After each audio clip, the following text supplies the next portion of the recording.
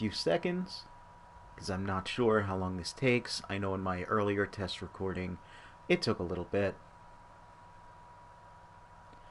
But let's hope that this works.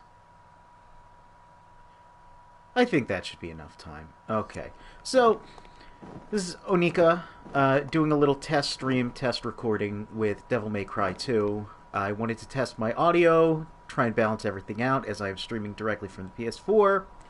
But I wanted to look at some interesting things with Devil May Cry 2 that some people might not be aware of. You see here, we have Dante. And it is known that you get different combos by holding the control stick in different directions, which is very strange. Your stinger's also very bad. Your high time, it's alright. It's a little floaty.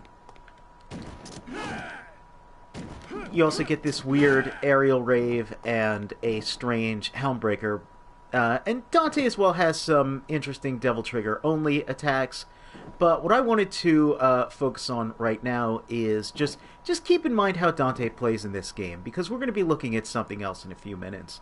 But first, a little interesting tidbit that some people might not know. If you equip the shotgun and very simply, slash and shoot, he does a little cartwheel. Very cute. Now let's do 2 slashes. Oh my god, it's Fireworks from Devil May Cry 3. And also this sassy little turnaround shot, which you may notice looks kind of similar to something you can do in Devil May Cry 5. These are just some little additional stylish moves that Dante can do. I don't really know the purpose of many of these. I do think it is cool that Fireworks is one of the things that got reused in Devil May Cry 3. I've mentioned before, certain animations and certain mechanics, such as this, got reused for Trickster style, as well as just the addition of a dodge button in general. And Rainstorm, of course, ended up being a standard of the Gunslinger style. Now, something you may notice about Dante, we go to his equip, and he doesn't have devil arms. He just has swords. Do you want a sword, or a sword? Well, they're all different types of swords.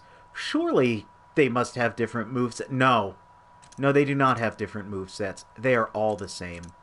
The only interesting thing here to point out is that Rebellion is, of course, the sword that Dante ends up using in the rest of the series as his main sword. Now, where's my other pause? Because this game, yes, has 2 pause functions. But let's quit the mission. I don't know why the control stick is so sensitive in this game. Let's quit the mission. Let's load game. Let's go to character select.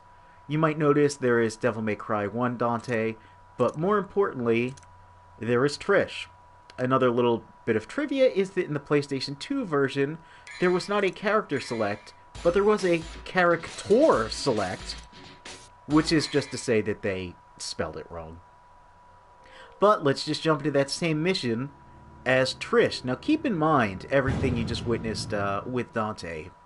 How his combos work, etc. Might notice Trish, she does not have additional guns. She just has Luce and Umbra. If you absolutely mash and give yourself arthritis and carpal tunnel, she can fire very quickly, much more quicker than Dante. Much more quickly than Dante, excuse me. She does not have Rainstorm. She also does not have any sort of aerial rave, but you might notice that her jump, she has the little magic circle, much like Devil May Cry 1. You also might notice her Helmbreaker, much faster. Her high time, also a little less floaty, and more importantly, oh my god, it's an actual stinger for an actual video game. Yes, she uses all of Dante's Devil May Cry 1 animations. You might notice this also gives her Million Stab. And I forget the... There it is, the 5-hit combo as well. Another interesting thing, she can dodge cancel.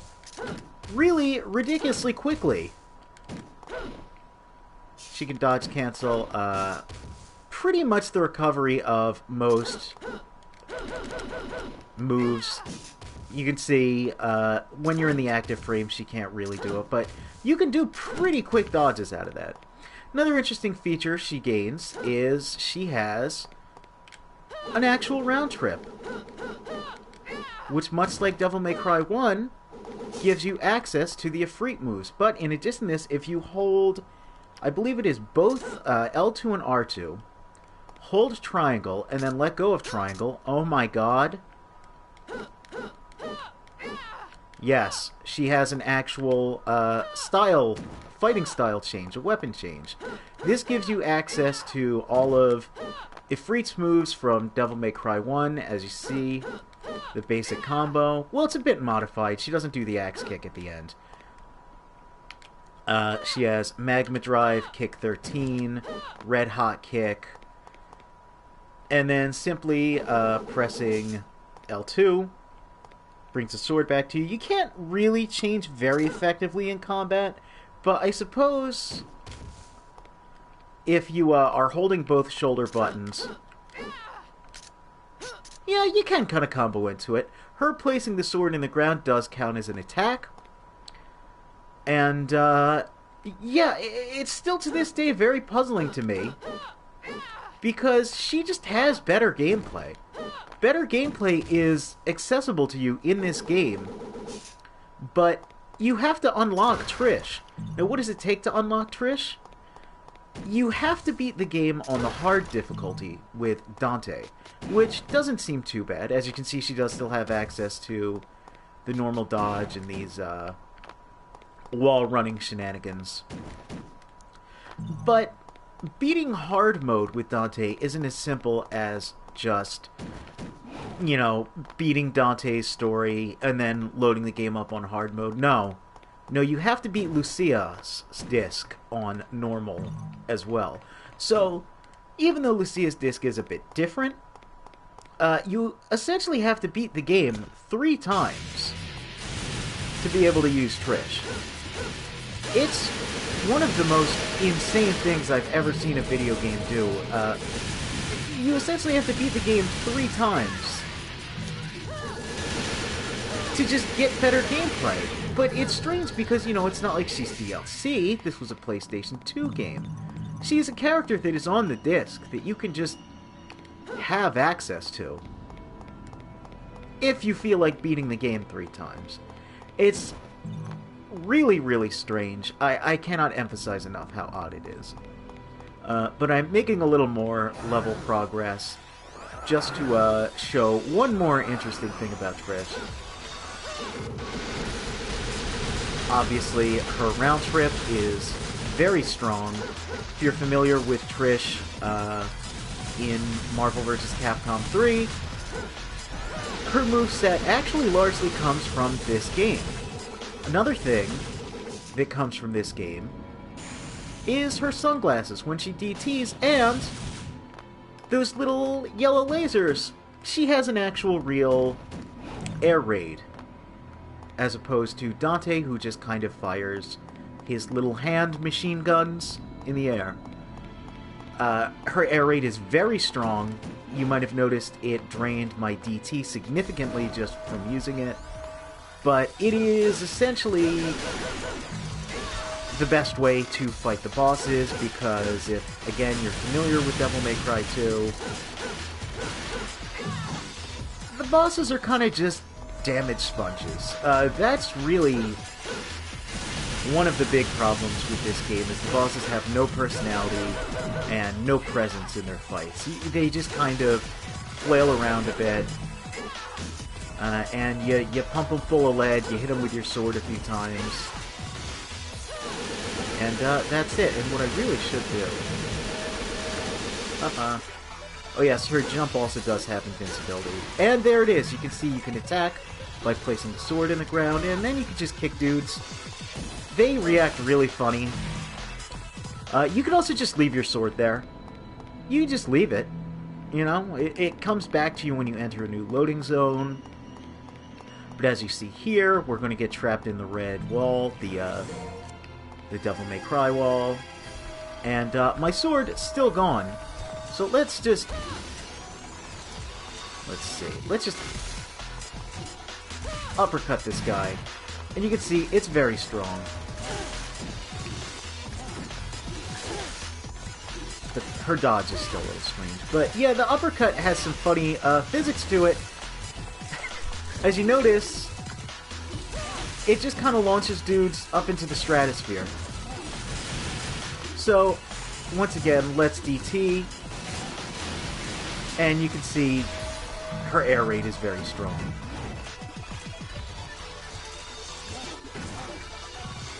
Let's see. Come on. Oh, the AI is very stupid. It's just really fun hitting them with that uppercut. Here's a better angle. You can see they just go flying. Like, they just... Nothing else makes enemies in this game behave in such a way. It's really, really strange. The enemy physics in this game are strange normally, but when you play as Trish, it just compounds that effect. It makes everything really weird. I almost don't know how you're meant to combo. If you're curious about getting your sword back, though, just press L2 again. And you can see it took a while, because it had to travel through half the stage, but it did come back. Let's just deal with this guy. And I am getting hit quite a bit, but it doesn't really matter. Trish, very strong.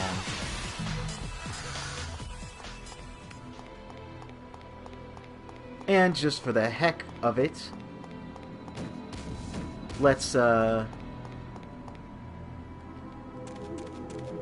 just end it here, because I don't really want to fight these monkeys. I think you get the basic idea. Trish is just a better character, and I don't understand why things are like this, but they are. You can also play as her in Lucia's disc, and if we use the correct pause function, we can play as her in Bloody Palace as well, which I'm not going to do. I will just show you that, yes, Devil May Cry 2 is the origin of Bloody Palace. It is also the origin of misaligned fonts all over the place, as you can see by Mode and Mission Select at the top. It's stylish, it's edgy, you know, that was the aesthetic of the time. But yeah, this was just a little quick demonstration of this game being strange, perhaps stranger than most people might be aware of. So that's it. Again, I just mostly wanted to do this as a little audio test, but decided I'd have a little fun as well. So I'm going to wait a few seconds here, because when you stop the stream, it just cuts out way too early. So enjoy this mission select that is in 4x3, and they never tried to remake this asset for the HD collection, despite the fact that the HD collections have had 3 re-releases. Gotta have those assets lying around somewhere. Anyway, that's all.